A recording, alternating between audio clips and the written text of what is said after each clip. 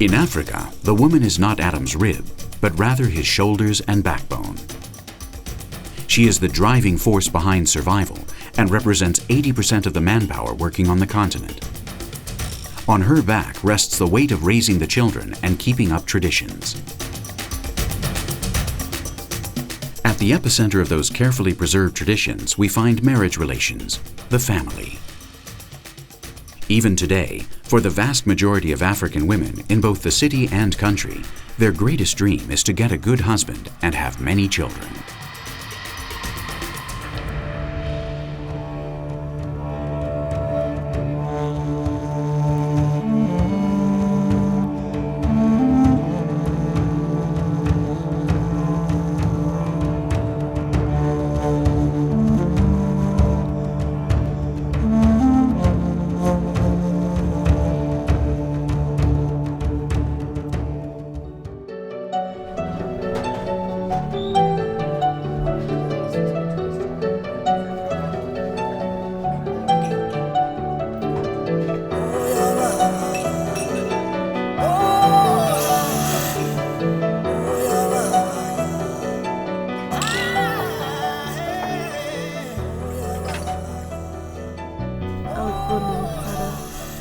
When I was 16 years old, my parents said to me, you get married. Rahel Girma is 23 years old, and until the age of 16 she lived in Harar, a small primarily Muslim city in eastern Ethiopia. At that age, she was to have married an uncle of her father's who, according to the dictates of tradition, had arranged this marriage when she was still a little girl. Rahel never accepted the agreement, and when the time for her wedding approached, she fled to Addis Ababa, where she works in a bar in the city center. At present, she is going out with one of the waiters in the bar. Okay, this is my uncle. Before he come in the house, he bring me presents. One day my parents are sleeping. I get up in the morning. I left my home. I take a taxi. I go to the radio. I take rain. I'm coming at Addis. After if I saw this, the city is very big and beautiful, I think myself I'm free. After I have little money, I must go in hotel. I find a job. After I get this restaurant, Milkos restaurant, we work each other. One guy. One day he asked me to invite me. We go together. We make a relationship. Now we live together. He helped me, and I love him.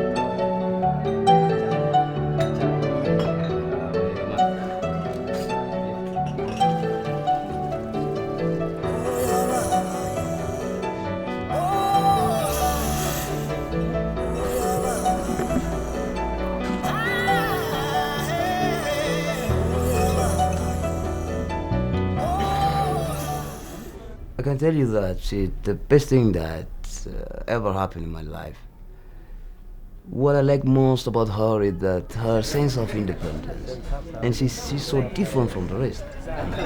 What we know, most Ethiopian women, tend to be submissive towards their husbands. No, I'm not. No, I'm not this. Nobody knows me. I can do whatever. I think I'm free.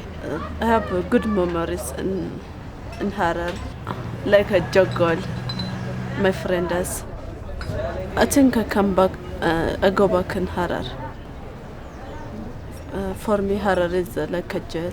I remember my parents. I go back in Harar.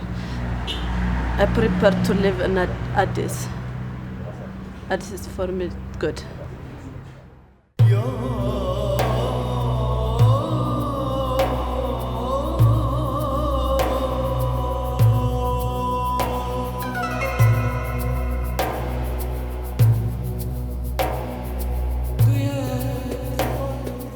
Ethiopia is a Christian island surrounded by Muslim countries.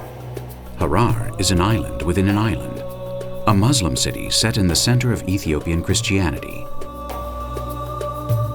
But above all, Harar is a city on which it is difficult to pin a label. It is the fourth holiest city of Islam, and within its walls it holds close to 100 mosques, the greatest concentration per square kilometer anywhere in the world. For centuries, Harar was a key point on the trade route between Ethiopia and the Somali coast. To safeguard its holiness and commercial supremacy, Harar was closed to the infidel until 1854, when Richard Burton managed to get inside the walls and spend 10 days in Harar as a guest of the Sultan.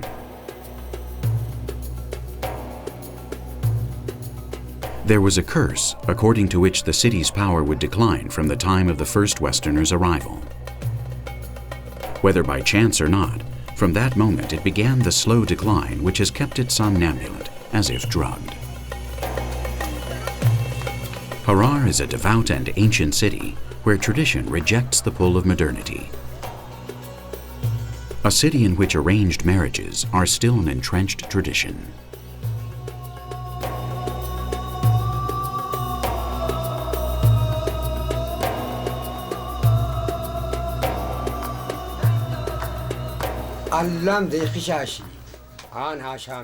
I will never allow my daughter to return. If anything keeps the family and the community united, it is tradition. She has betrayed this and made a fool of her family. I supported her ever since she was a baby, paying her expenses all her life, and she ran off with the money I gave her.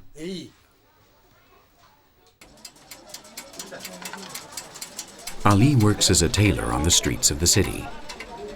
This is an ancient and highly regarded profession in Harar, where it is the men who handle a task which in other cultures is the preserve of women. He is also a devout man, deeply Muslim.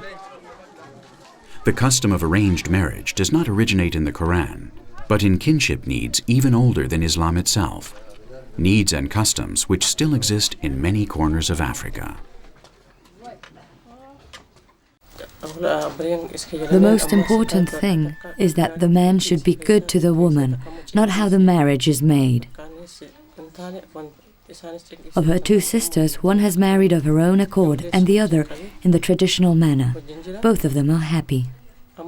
I could say much about failed marriages. Some were for love and others traditional.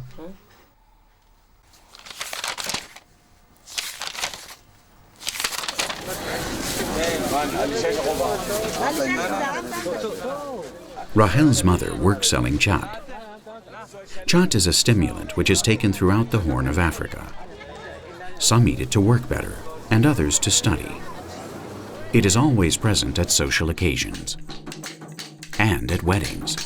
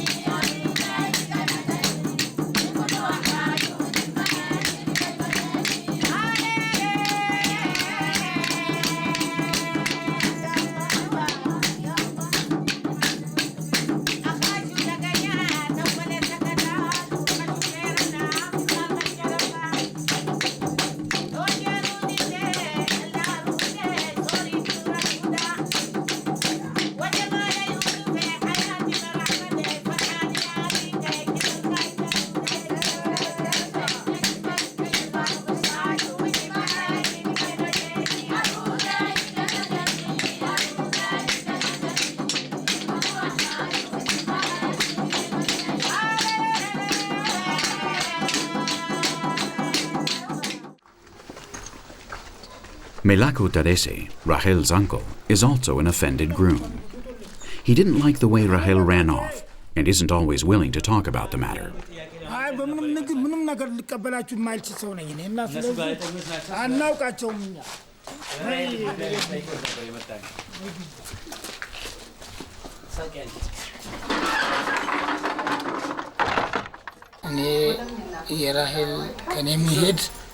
For me, it was a surprise when Rahel left me.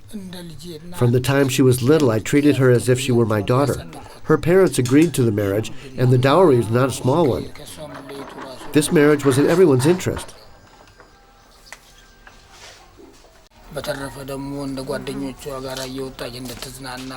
She won't be able to find what I offered her anywhere: a house, money, a secure life. If you like, you can ask my wife.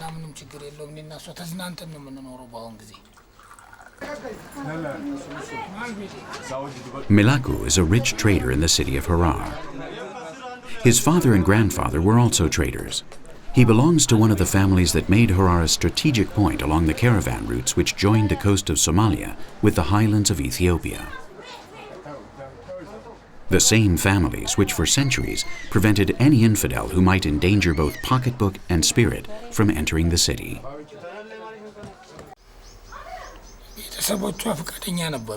I have never hit her, as other men do. She goes out with her friends whenever she likes and wants for nothing. She has everything a woman could want.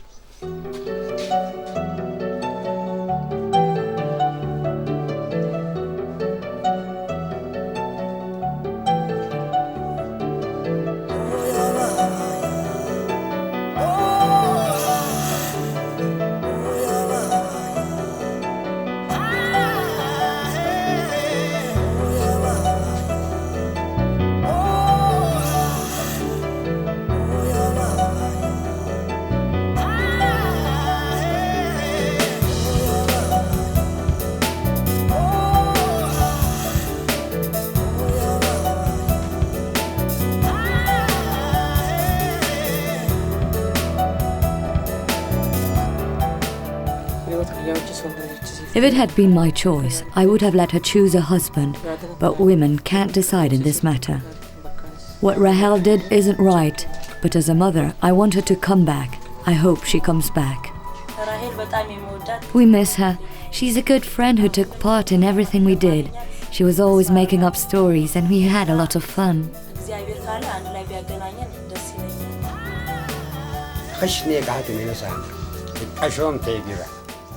What most Harar women want is to marry a good man who will give them a good dowry. Love will come with time. This is less important. The important thing is to make a good marriage. I married for love. Rahel suffered a lot. I can't imagine marrying a man I didn't love. I would have done the same thing.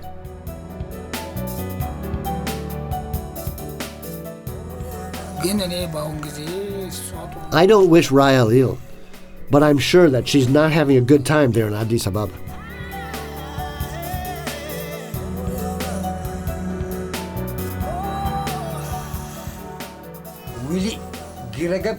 She had no right to do what she did. She had no right. Nobody knows how painful it is for your daughter to leave home so young. Her father doesn't forgive her, but I do. She'll always be my daughter. I don't know where she is, and I don't want to know.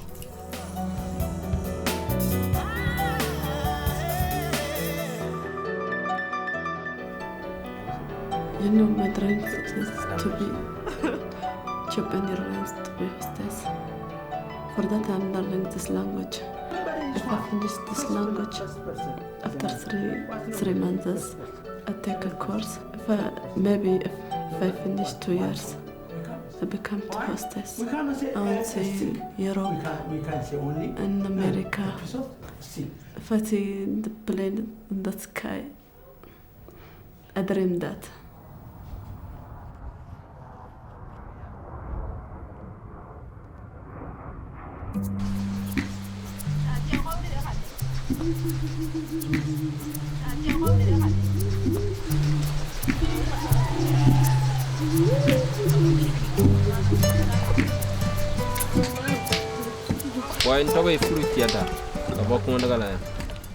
One woman, one problem. 2 women, 2 problems. That's what some friends say. But I have 2 wives and no problems.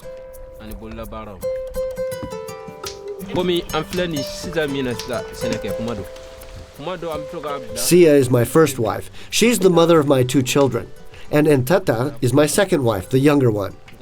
We've only been married a year, and thank God they get along very well.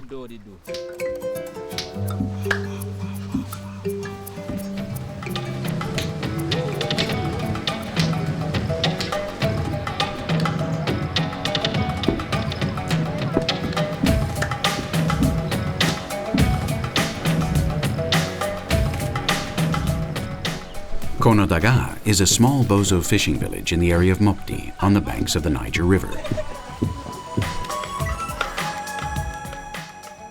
The Bozo are an anchor for the traditional world of the river, and polygamy is a common and deeply entrenched custom among the local population. In West Africa, 30% of men are polygamists.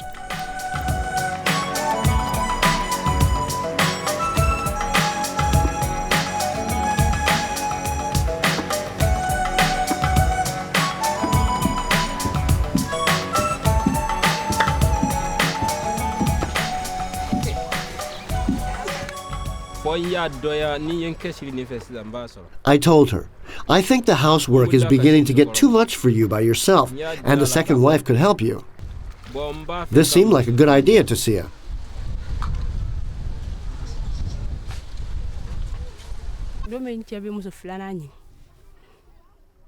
Furu began to get dressed up when he came home from work and spent more time away from home than before. I asked him about it, and he always told me he was at a friend's house. But in the village, people said that he was looking for a second wife. When he spoke to me directly, I told him, fine, that's okay.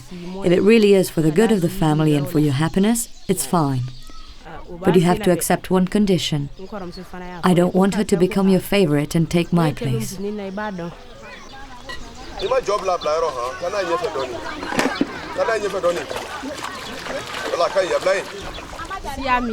I get along well with my older sister, with Furu's first wife. I agreed to become his second wife because that's what my parents wanted, but I asked him to treat me the same as Sia, without distinguishing between the two of us.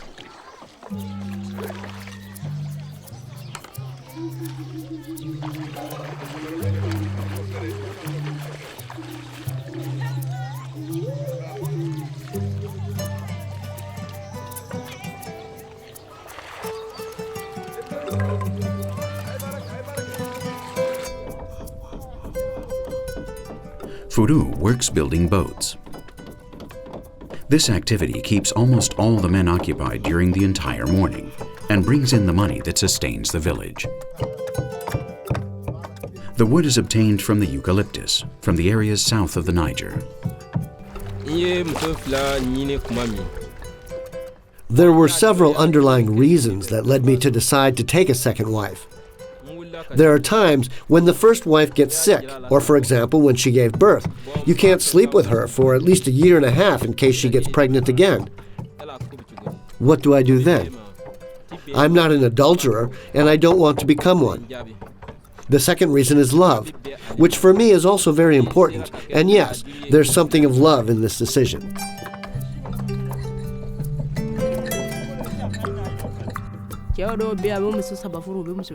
If a man of a certain age takes a second wife, the friends his own age will too.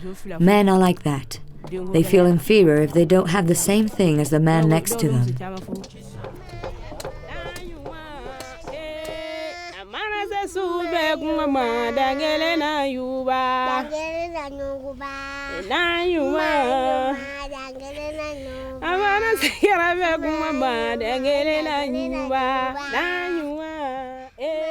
Singing accompanies all of the daily chores, including gathering the excrement that will be used for fuel.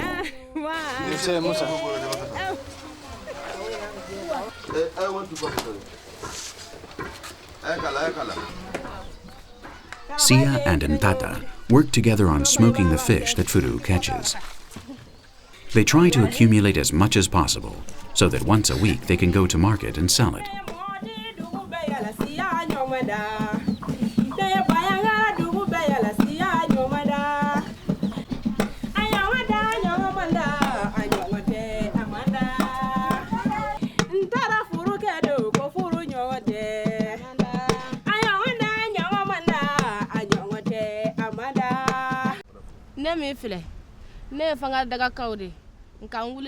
At first I didn't know anything. My village is very close by, and when Furu came to talk to my father, I'm sure that as soon as he saw me, he decided that I would be his second wife. I was happy to be the second wife, because very often this one is the man's favorites. My older sister is very good to me. I still don't have children, but I take care of Sia's as if they were my own.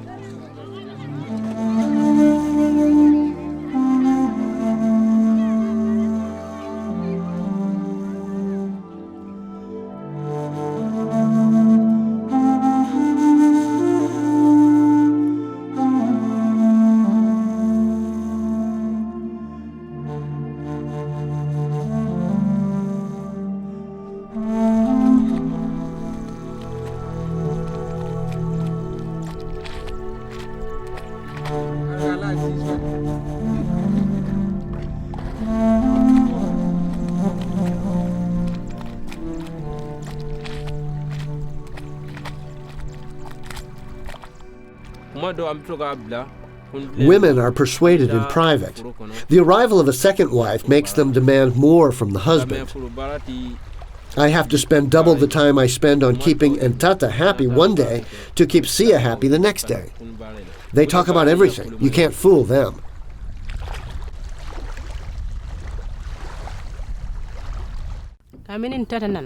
My husband didn't get another wife because he was tired of me. On the contrary, since Ntata arrived, my relationship with Furu has gotten better. I'm the older sister, and it's normal for me to be the husband's favorite.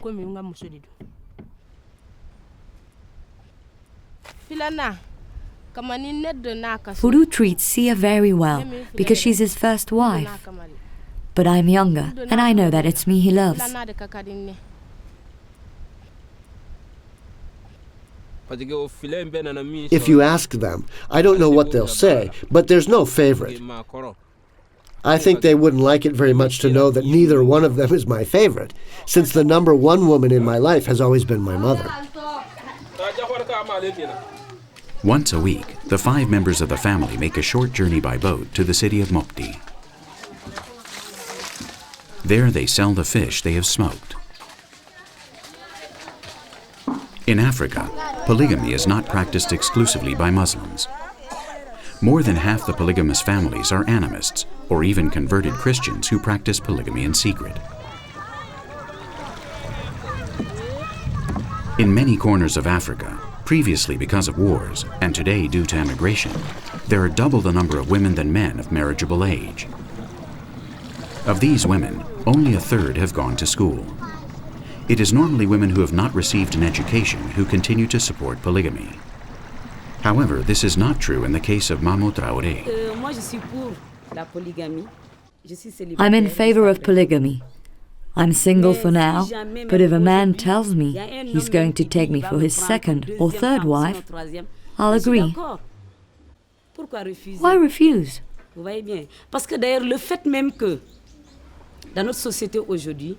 The fact is that in our society, men marry 2 or 3 or even more women.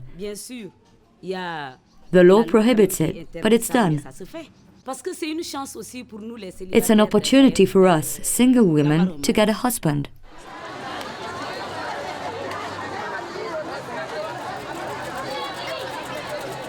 Once in Mopti, Furu leaves his 2 wives alone. This is a market where only the women can display their wares.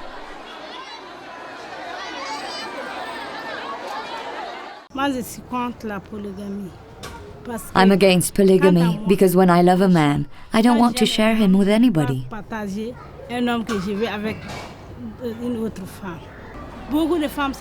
Also, too many wives mean lots of expenses.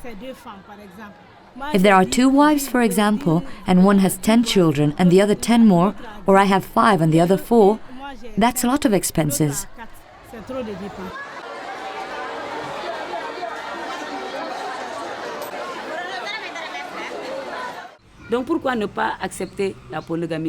Why not accept polygamy if you have a secure life and your marriage is guaranteed if you behave well?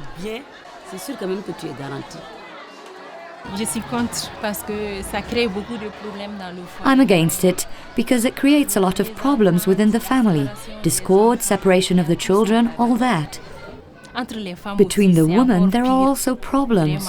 It can even lead to aggression, including the death of one of the wives.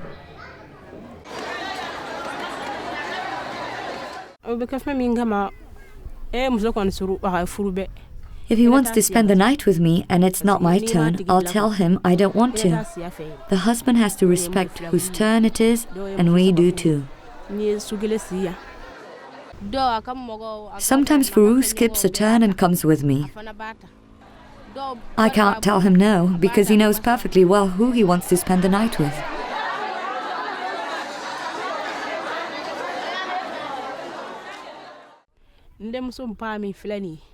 I'd like both my son and daughter to be like me when they're older. We say, if you want to know what a man is like, go to his mother's house and you'll see what he's like.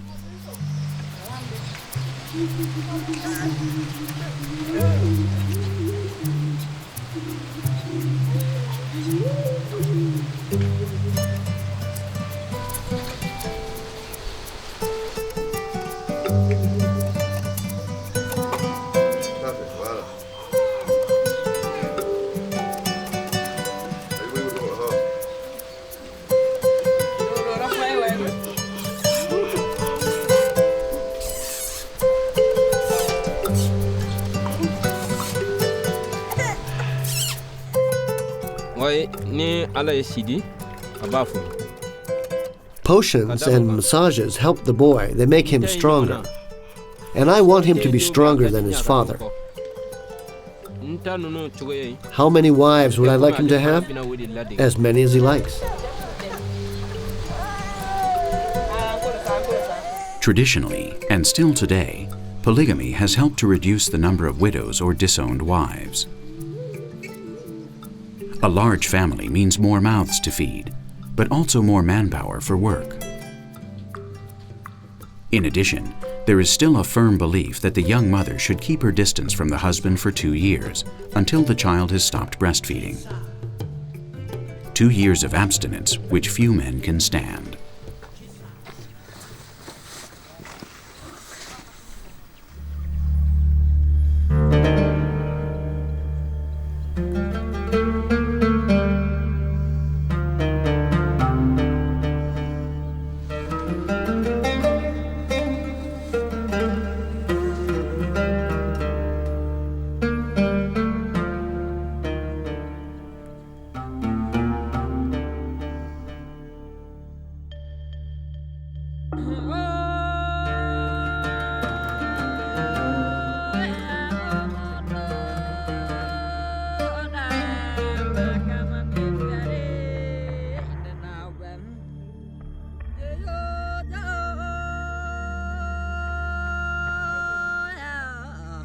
The Wodaabe are polygamists. Each man can marry as many wives as his financial situation permits. That is, the number of cows he owns. But this is not what differentiates them from other polygamous societies. The difference is that it is the women who choose. Yes, that's right. There's only a couple of problems. If she decides to leave, her family will have to return the cows, and the children will continue the father's lineage. They belong to him.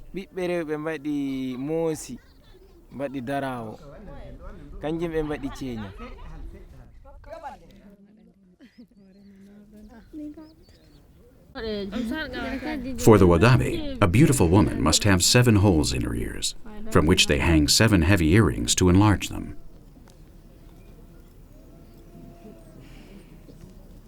Her cheeks must have been marked by scarification, and her limbs should be long and graceful.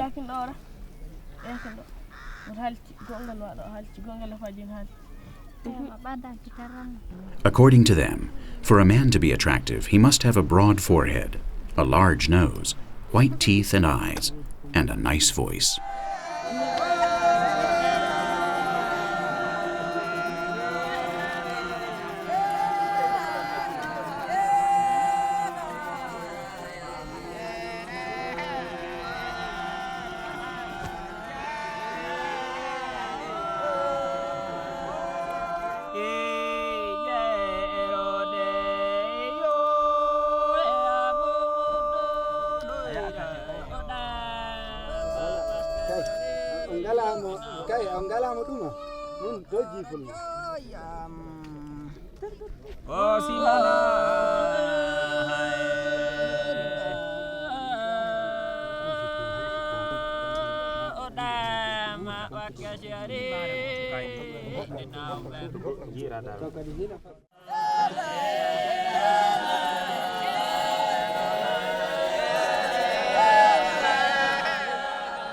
During the Jerawal festival, the men dance dressed up as women, while the women decide who they will spend the night or the rest of their days with. Until the time of marriage, Wodaabe women enjoy complete sexual freedom, which is only restricted from the birth of their first child.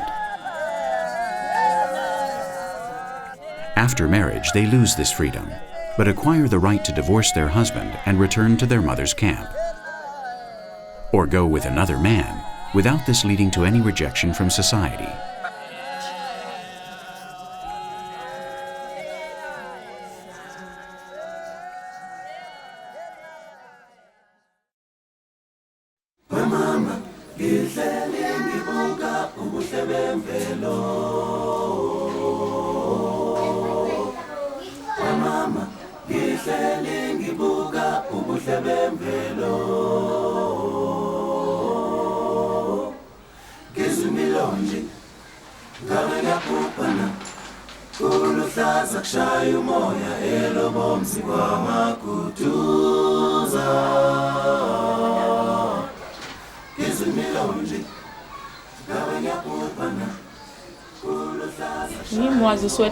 My dream is to get a good husband, a husband who doesn't leave.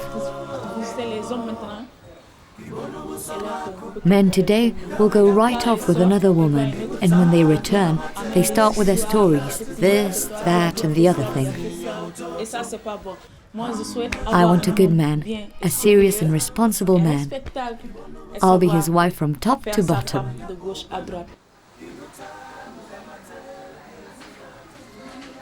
Fatou Mendy is 21 years old and is already one of the favorites to win this year's edition of the beauty contest known in Senegal as Miss Yongama.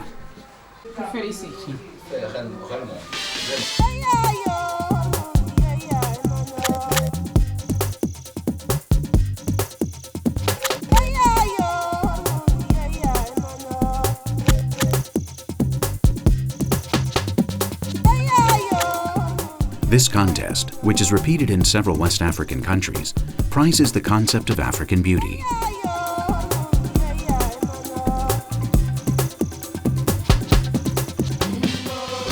A plump woman with a rounded but harmonious figure.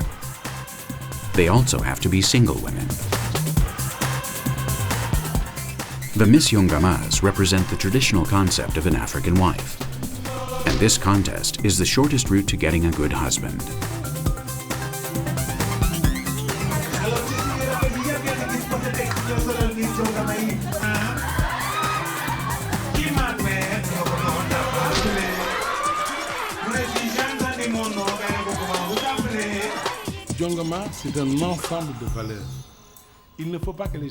Yongama is a set of values. People should not be mistaken. It doesn't mean stout figures. It doesn't mean being deformed. No, that has nothing to do with it. Yongama is the feminine ideal for us Africans. It is a harmonious woman with a beautiful figure. Yongama is an adult woman who has the whole ensemble. First, her way of walking, her radiant smile, the way she holds her head, her clothes, her bearing. It's got nothing to do with young girls. No, no. A Yongama has a way of dressing. She has a way of being and a set of perfumes and accessories which she normally wears. The annual Miss Yongama contest is a great social event attended by the crème de la crème of Senegalese society. It is one of the best occasions to see and be seen. Before the final contest, the organizers seek out contestants for Miss Yongama from all over the country. 30 of them participate in the qualifying rounds prior to the final contest. Fatou is one of the chosen ones.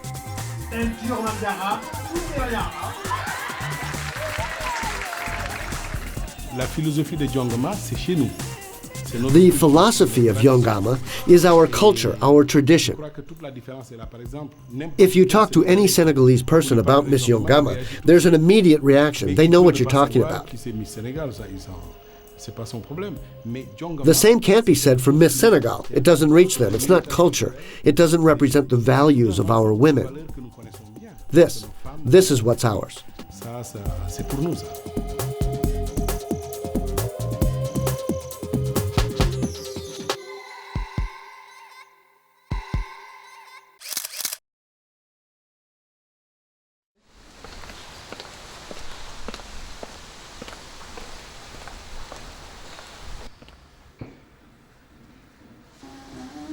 Fatou works Monday to Saturday as a cleaning lady in the house of a European diplomat in Dakar.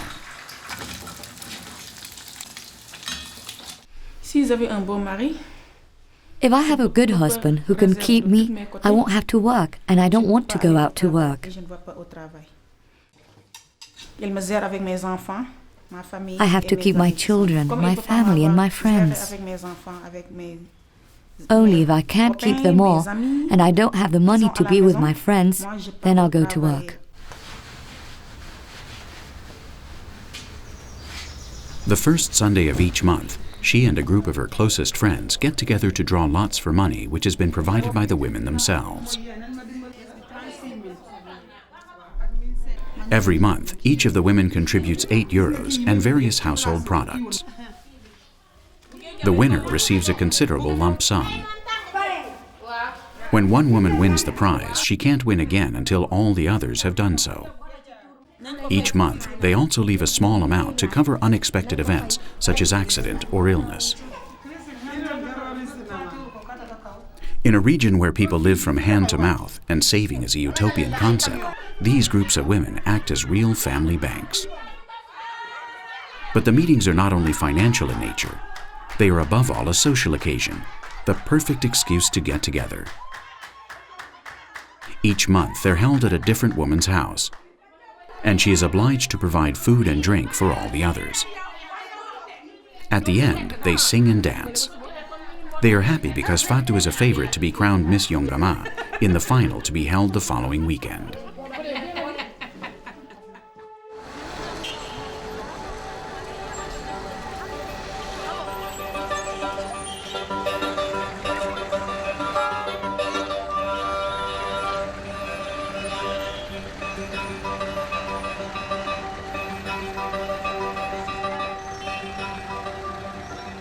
Many African women treat their skin with chemical products to try to lighten it. The majority of these products are both strong and dangerous.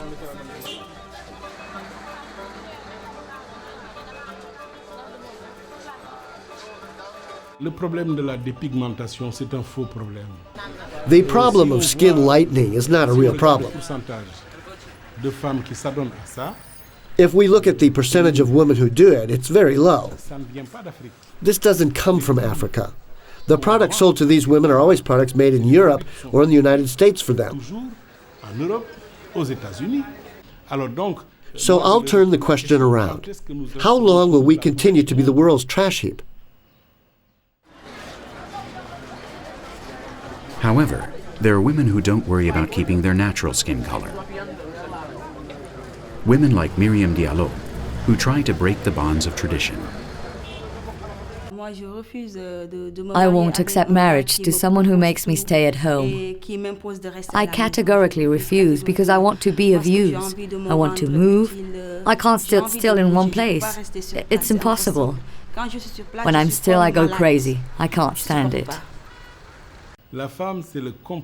Woman is the accompaniment to man. Women's liberation is not only about going out to work. Women's liberation is a cliché from the 1970s. We have to move on.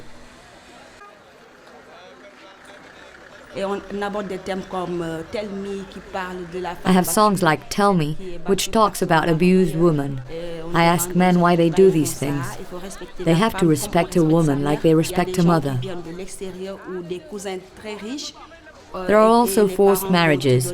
There are people who come from abroad or very rich cousins, and the parents give you in marriage without your consent. It does a lot of damage to not love someone and marry him. And we also have polygamy. I'm against polygamy.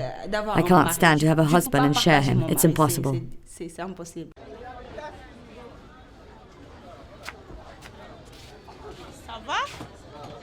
The African woman is a very vain woman, one who spends a lot of time on her personal appearance. Small cosmetics boutiques are all over the cities, and women visit them frequently.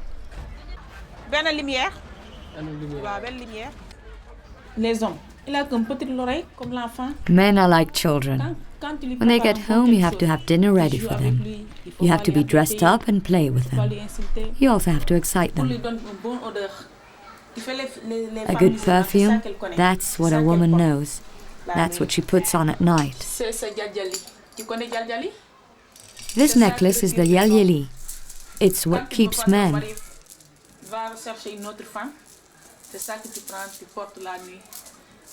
If you don't want your husband to go off looking for another woman, you put this on at night and some underwear like this. You see? This is what you put on. And men like this, to be given pleasure. And if you don't give them pleasure, they'll go off with another woman. The day before the big final, Fatou and the other Miss Yongama contestants go to the house of Mr. Ndiaye for a wardrobe fitting. Ndiaye is one of the most famous fashion designers in West Africa. His designs combine simplicity and colorfulness. From his workshop emerge most of the designs worn by high society Senegalese women for the traditional festivals.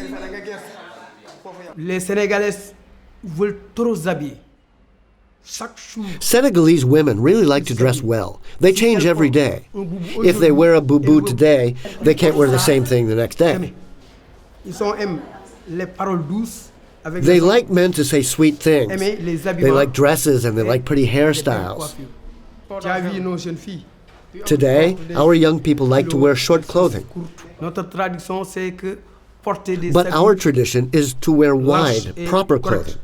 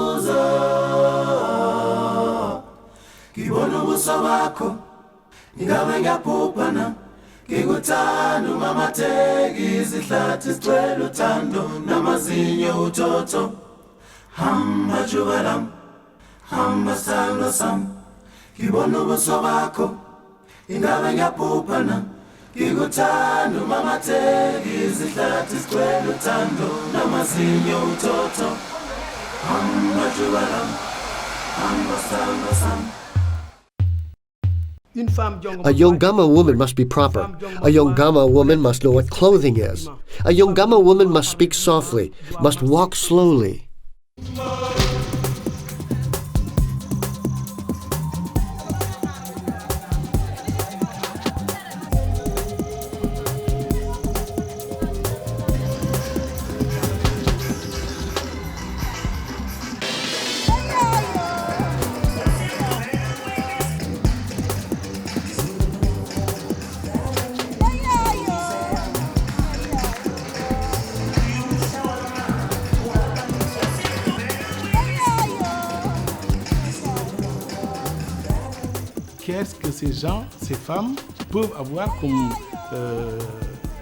What can these women have as pleasure in life?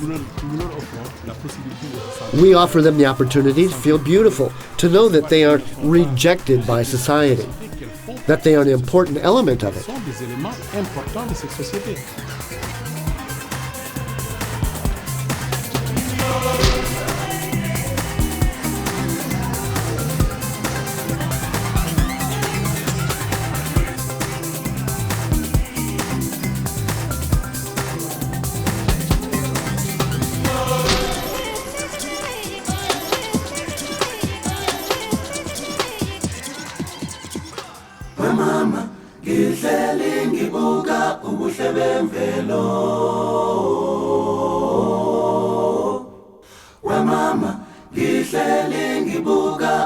ubuhle bemvelo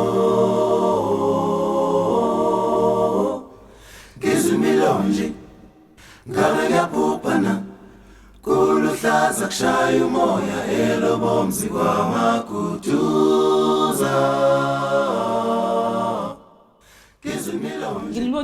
I'm very proud to be a woman of my language, to be Senegalese.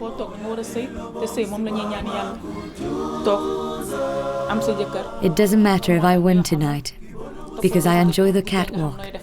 I like feeling like a queen.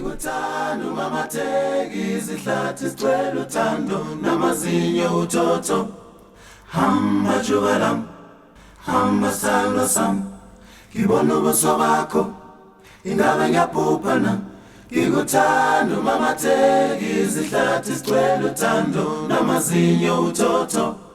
Hamba jubalam, hamba samba sam, uyageleza umfolozi, iyapophoma impopoma, uyageleza umfolozi, iyapophoma impopoma.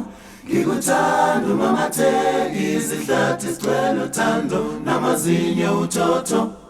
Hamba jubalam, hamba sithando sam, hamba jubalam, hamba sithando sam, hamba jubalam, hamba sithando sam, hamba jubalam, hamba sithando sam, hamba jubalam, hamba sithando sam. Uyageleza umfolozi.